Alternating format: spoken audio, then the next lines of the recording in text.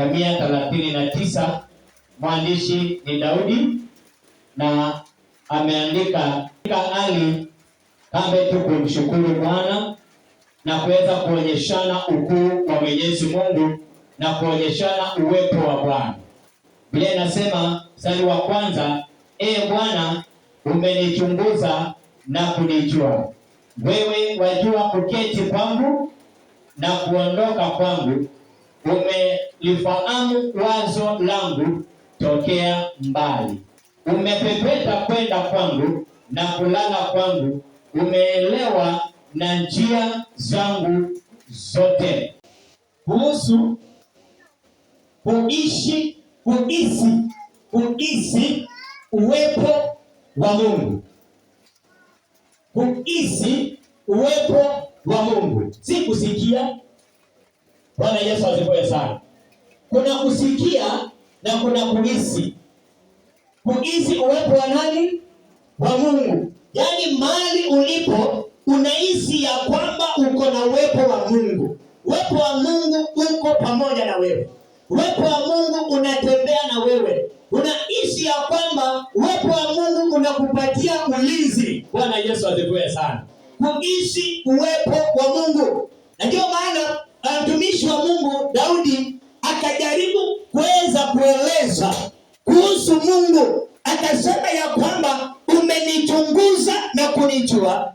Umejua hata kuketi kwangu. Umejua hata kulala kwangu. Umejua hata wazo langu kabla sijalitamka. Unalijua vyema, kwa sababu uwepo wa Mungu uko kila mahali. Hauko mbinguni peke yake, hauko kanisani peke yake, lakini uko katika kona nzima ya dunia nzima. Bwana Yesu asifiwe sana. Ndipo akasema ya kwamba hata nipande katika mlima unaniona, nipande juu ya miti unaniona, hata nijifungie katika nyumba Mungu unaniona. Niende wapi? Nijifiche na uso wako. Bwana Yesu asifiwe sana. Uwepo wa Mungu ni nguvu halisi ya Mungu inayotenda kazi katikati ya watu wake.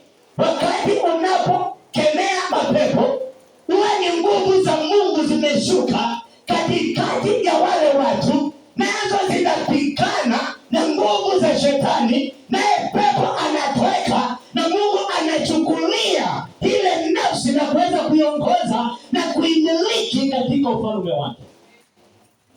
Amen. Bwana Yesu asifiwe sana. Uwepo wa Mungu, na si watu wote ambao wako na uwepo wa Mungu. Hata kama umeokoka, waweza kuwa umeokoka, lakini uwepo wa Mungu ukawa mbali na wewe. Uwepo wa Mungu uko na watu ambao wako na Mungu kabisa. Watu ambao wanatambua, wanajielewa ya kwamba mimi niko mwanadamu, lakini mbali ya kwamba niko mwanadamu, nimeokolewa na damu ya Yesu Kristo. So mimi si mtu wa kawaida, nimebadilishwa, nimekuwa kiumbe kipya. Sasa nastahili kutembea katika uwepo wa Bwana. Ukitaka uishi uwepo wa Bwana, ni lazima umkaribishe katika maisha yako. Ukitaka kuishi uwepo wa Bwana, ukitaka uishi uwepo wa Bwana mahali popote ambapo utakapokuwa, ni lazima umkaribishe katika maisha yako. Kwa sababu usipomkaribisha, hauwezi kuishi uwepo. Sababu Mungu hana uhusiano na mtu mwenye dhambi. Mtu ambaye yuko na dhambi, Mungu yuko mbali pamoja naye, yuko mbali na yeye. Kitabu kile cha Isaia mlango ni ule wa 59 mstari wa 2, Biblia inasema ya kwamba dhambi zetu zimetufarakanisha na Mungu, hata amegeuza uso wake, hataki kutuangalia. Na ndipo ninasema ya kwamba ukitaka kuishi uwepo wa Mungu mahali popote ambapo unapokaa, unapoishi, unapotembea, unapofanya kazi, ni lazima wewe Mkristo, ni lazima mimi Mkristo nikaribishe huyo Mungu katika maisha yangu. Lakini usipomkaribisha, ndugu yangu, dada zangu, ni kwamba uwepo wa Mungu utakuwa mbali na wewe. Hebu soma mstari ule wa kwanza hadi wa 4. Chunguza na kunijua. Wewe wajua kuketi kwangu na kuondoka kwangu. Umelifahamu wazo langu kufia mbali. Mstari wa 3. Umepepeta kwenda kwangu na kulala kwangu. Umeelewa na njia zangu zote. Maana hamna neno ulimini mwangu usilolijua kabisa Bwana. Daudi anasema ya kwamba Mungu umenichunguza na kunijua, na umepepeta kwenda kwangu na kulala kwangu. So hakuna mahali ambapo ninaweza kujificha. Na Daudi alipojua siri hii ya kwamba Mungu yuko kila mahali, akaamua kumkaribisha katika maisha yake. Nataka kusema nini? Ukimkaribisha Mungu katika maisha yako, utakuwa mshindi kila wakati na katika kila jambo lako lote unalokuwa unatenda, unalokuwa unafikiria, neno utakalokuwa unatamka maneno ya ushindi. Ukitembea, unatembea katika maisha ya ushindi. Ukifanya kazi yako, unafanya kazi yako na unapata mafanikio. Ni kwa sababu sio wewe unaosababisha kufanikiwa, bali ni uwepo wa Bwana ambao umekufunika. Wingu la Mungu ambalo limekufunika linakupa nguvu na uwezo wa kuwa mshindi katika kila jambo. Bwana Yesu asifiwe sana. Matthew chapter 9 verse 4. Naye Yesu aliyajua mawazo yao akasema, mbona mnawaza maovu mioyoni mwenu? Asante. Alitazama wale ambao wamemleta, akaona ya kwamba wako na imani hapa. Kwa nini Yesu alijua ya kwamba hawa watu wako na imani hapa? Ni kwa sababu uwepo wa Mungu ulikuwa pamoja na Yesu Kristo. Akatambua mawazo ya hawa watu, akatambua imani yao, na akawaambia ya kwamba mbona mko na imani hapa? Yesu akawafukuza. Baada ya kuwafukuza, akamwambia mgonjwa ya kwamba chukua godoro lako, jitwike na uende, imani yako imekuponya. Wacha niseme ya kwamba ukitembea katika uwepo wa Mwenyezi Mungu, hata vitu vikija mbele yako vitakuwa vinatoweka. Ukisema ya kwamba haya mapepo yatoke, lazima yatatoka. Utakuwa unatambua mawazo ya watu, hata kama wewe ni mwanadamu na wao ni wanadamu. Uwepo wa Bwana ukiwa ndani yako, utatambua mawazo ya watu. Wakiwa wanawaza vibaya, utawauliza mbona mnawaza mabaya? Wakitaka kutenda mabaya juu yako, utakuwa unajua kabla hawajatekeleza, kwa sababu uwepo wa Bwana uko pamoja na wewe. Bwana Yesu asifiwe sana. Uwepo wa Bwana unatusaidia sana katika maisha yetu. Ndugu zangu, ukiwa Mkristo hauwezi peke yako. Hata kama umeokoka ukaokoka, ukiwa peke yako hauwezi. Shetani si mwanadamu, shetani ni mfalme. Na ndio maana alimjaribu Yesu akiwa pale, akiwa amefunga siku 40, akamjaribu Yesu, na Yesu alikuwa ni Mungu na alikuwa amejazwa na uwepo. Sababu semini mwanadamu kama wewe, uliobeba mwili wa damu na nyama, hakija kwetu tutafanya nini kama uwepo wa Bwana hautakuwa? Namba 2, ukitaka kuishi uwepo wa Bwana ni lazima umpe nafasi ya kwanza katika maisha yako. Na ukimpa nafasi ya kwanza katika maisha yako, anakuwa mlinzi wa maisha yako yote. Mpe nafasi ya kwanza katika maisha yako. Ukitaka uwepo wa Bwana uishi mahali popote utakapokuwa, patie Mungu, mpe huyo Mungu, mpe huyo Yesu, huyo Bwana, mpatie nafasi ya kwanza katika maisha yako. Wewe unakuanga namba 2, namba 1 anakuwa Mungu, namba 2 anakuwa ni wewe. Lakini wakati ule kwamba tunahesabu namba 1 mimi, namba 2 Mungu, inakuanga hivyo. Na ndio maana maisha saa nyingine inatushinda, inatupiga tafrani, inatupeleka vibaya. Ni kwa sababu tunamhesabu Mungu namba 2. anastahili kuwa namba 1. Na ndipo ninasema ya kwamba ukitaka kuishi uwepo wa Bwana mahali popote ambapo unatembea, mpe nafasi ya kwanza, kwa sababu tumeona uwepo ni nguvu za Mungu zinazotembea, zinazoshuka katikati ya watu wake. So ina maana ya kwamba wakati ambapo utampa Mungu nafasi ya kwanza, kila wakati Mungu atakuwa anashuka katika maisha yako.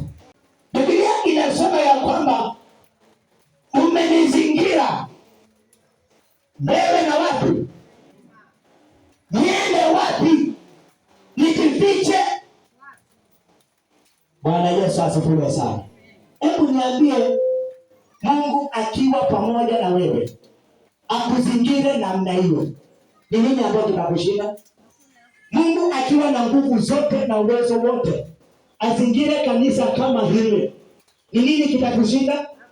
Mambo yote itakuwa ni sawa, kwa sababu hizo nguvu zake anashukisha katika maisha yetu, na anaachilia kile ambacho tumeomba mbele zake. Biblia inasema ya kwamba hauwezi kumwomba Mungu mkate akakupatia jiwe. Mathayo chapter 7. Hauwezi kumwomba Mungu mkate akakupatia jiwe. Hauwezi kumwomba samaki akakupatia nyoka. Ni kwa sababu gani? Yeye ni Mungu mwenye vyote, na yuko na uwezo, na yuko na nguvu na mamlaka. Hizo nguvu zikiwa ndani yangu na zikiwa ndani yako, chochote ambacho utaomba mbele ya Mwenyezi Mungu ni lazima atatenda, kwa sababu umempa nafasi ya kwanza katika maisha yako. Halo, Bwana Yesu asifiwe.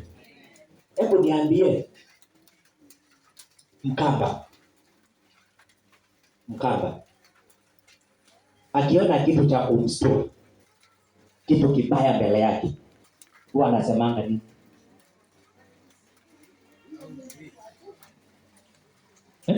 Anasemanga nini? Hapana. Kuna neno utumianga mbaya sana. Tumianga neno mbaya sana. Hata afadhali ndugu zetu wa Kikuyu wanasema gai, ile gai kwa inakuanga rahisi. Lakini naye Mkamba ile yake. Na umeona hatari mbele yako, imekutokelezea tu hii. Badala ya kumuita Mungu, unaita kitu kingine ambacho iseme.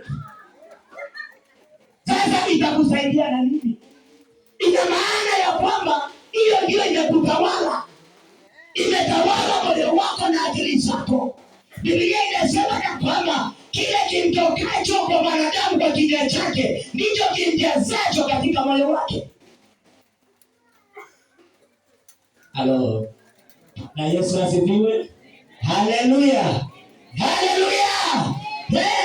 Ndugu zangu, ukimpa Mungu nafasi ya kwanza, hata hatari ikitokea, utakumbuka kuna Mungu ambaye yuko na uwezo wa kukuepusha na hiyo shida ambayo imetokea, hiyo hatari ambayo imetoka. Mungu yuko na uwezo wa kuweza kukuepusha nayo. Lakini hiyo kitu kingine unasemanga, hata ukiita haiwezi ikakuja na haiwezi ikakusaidia hata kama uko nayo.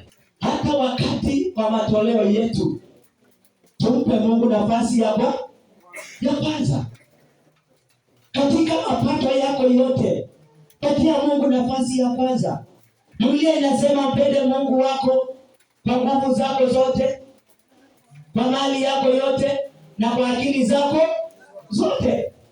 So ina maana ya kwamba ukimpenda Mungu namna hiyo, kwa mali yako na nguvu zako na akili zako, umempa nafasi ya kwanza, na uwepo wake unadumu katika maisha yako na katika kazi yako na katika familia yako, na popote utakapotembea, hakika uwepo wa Bwana unakuwa pamoja na wewe na unakupatia ulinzi mkali sana. Utakuwa unapitia wengine, watu wengine ambao hawezi kupitia, wakiangalia tu wewe umetoboa. Kwa sababu gani? Si wewe, bali uwepo wa Mungu. Nguvu za Mungu ambazo zinakutawala ndizo zinakupatia uwezo wa kupenya mpaka utoboe pande nyingine.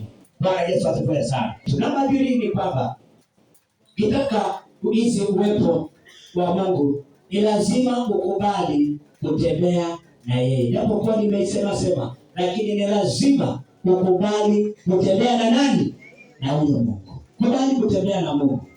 Bwana Yesu asifiwe sana. Kubali kutembea na Mungu. Tembea na Yesu.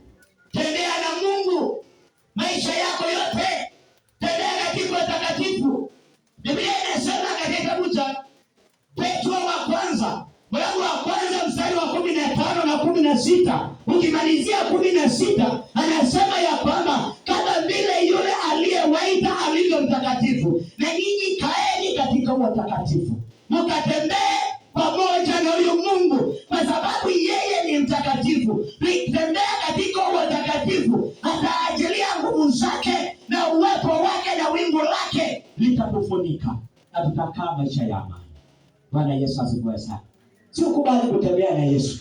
Watu wengine wanajua tu Mungu wakati wa kanisani, lakini akitoka kanisani anaishi vile anataka, anaongea vile anataka.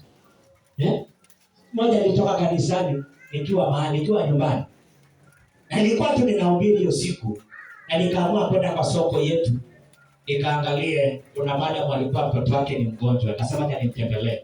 Wewe kumbe madam ametangulia kitambo, yuko kwa nyumba, mimi niko nje, nimefika kwa mlango, sijagonga. Alitoa matusi mbaya na alikuwa kanisani.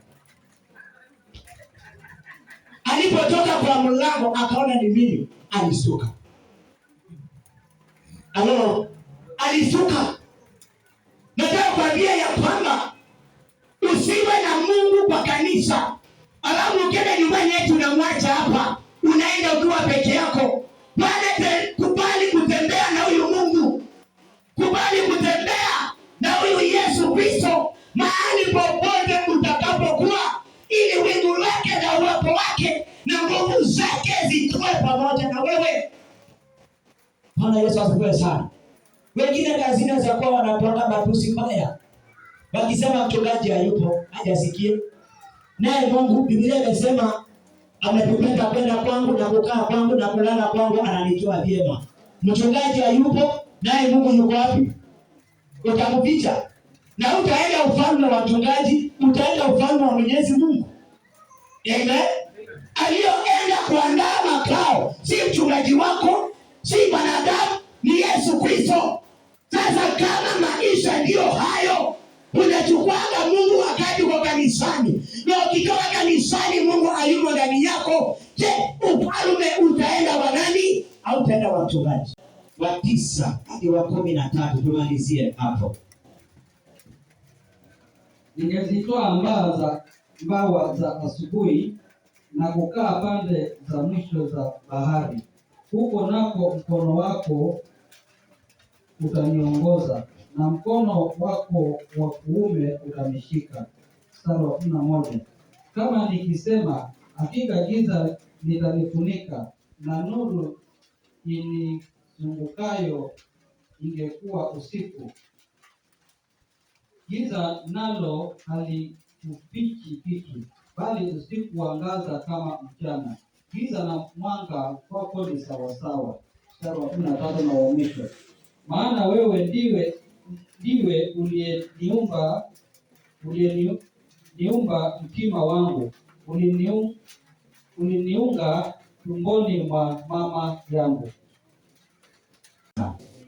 Mambo mengi hutendeka usiku, tena kwa giza, tena kwa giza. Si mahali ambapo kuna taa, mahali pako na giza. Saa hii tuko hapa, tumekaa hivi, giza liingie, tuwe kila mmoja aoni mwenzake. Kila mmoja aoni mwenzake. Ukiangalia unaona giza. Hata wengine wanaweza anza kushikania hapa kwa sababu kuna nini? Kuna giza. Wengine wanaweza anza kutokozania hapa kwa sababu kuna nini? Kuna giza. Wakiwa hawakumbuki kwamba hii ni kanisa la nani? La Kristo. Na wengine kuanza kufanya mambo ambayo yastahili. Lakini Biblia imetuambia vizuri ya kwamba hata katika giza Mungu anaangaza. Mungu anafanya nini? Anaangaza. So wakati unafanya jambo kwa sababu kuna giza, jua ya kwamba kwa Mungu hakuna giza na hakuna nuru, wote ni sawa sawa, anakuona vizuri. Unanyoosha mkono wake, hata katika bahari Mungu pale yuko, hata mahali popote Mungu yuko. Na ndipo ninasema ya kwamba tembea na huyu Mungu, hata ukiwa kwa giza, uwepo wake utakufunika na utakupatia self control, na utafanya yanayompendeza Mungu, na Mungu atapata utukufu na sifa zitamrudia akiwa katika kiti chake cha enzi. Bwana Yesu asifiwe sana. Usiseme eti kuna giza. Vijana wanapenda sana kujificha kwa giza. Eti pale kwa kona anajibana na mwana hii. Unaona kama uonekani, watu hata wakipita wasipokujua wewe, Mungu aliye juu mbinguni anakuona vizuri. Huwezi kujificha mahali popote. Biblia inasema ya kwamba nuru ikiingia katika giza, giza linatoweka. Na yeye Mungu ndiye nuru. Kubali kumtembea na huyo Mungu, kwa sababu yeye ndiye nuru ya kila kitu chochote. Pastor Pius Mwiru akasema kuna nuru wapi? Gizani. Watu wengine hawakumuelewa, lakini ni kwamba alikuwa anamaanisha ya kwamba mahali ambapo Mungu ameingia, nuru ni lazima ionekane. Na kama Kristo ameingia ndani yako, tembea pamoja na huyu Mungu, kwa sababu yeye ndiye nuru wa kila jambo. Soma verse 7. Na huko mtakula mbele za Bwana Mungu wenu, nanyi furahini katika yote mtakayotia mikono yenu, ninyi na wa nyumbani mwenu, aliyokubarikia Bwana. Asante. Deuteronomy 12:7. Bwana Yesu asifiwe sana. Mahali ambayo tumesoma asubuhi, leo na Biblia inasema ya kwamba tukatende na tukatoe sadaka zetu kwa hiari. Na huko tutaenda tutakula mbele ya Mwenyezi Mungu. Na pia akasema ya kwamba tutafurahia. Jambo la tatu akasema tutapata baraka za Mwenyezi Mungu. Bwana Yesu asifiwe sana. Wakati unatembea na huyu Mungu na ufanye kazi yake kwa hiari, haya mambo ni lazima utapokea. Utapokea afya ya kimwili na utapokea afya ya kiroho. Na ukipokea afya ya kimwili, mwili wako utakuwa na nguvu. Na mwili wako wa damu na nyama ukiwa na nguvu, mwili wa roho nao utakuwa na nguvu. Utakula na kushiba mbele ya Mwenyezi Mungu, na pia utaishi maisha ya furaha, na mwisho wake Mungu atakubariki. Bwana Yesu asifiwe sana. Situkubali kutembea na Mungu kila wakati, ili uwepo wa Bwana ukazidi kuwa pamoja nasi. Kanisa la SDA, tukubali kutembea na Mungu ili uwepo wa Mungu ukazidi kutulinda na nguvu zake zikaenee katika maisha yetu na kanisa letu, tukaone mafanikio na ndoto zetu zikatimie za maisha yetu, na ndoto za kanisa zikatimie kwa nguvu hizi za Mwenyezi Mungu, kwa sababu yeye ndiye mwenye uwezo wa kupatia kutimiza malengo yetu. Bwana Yesu asifiwe sana.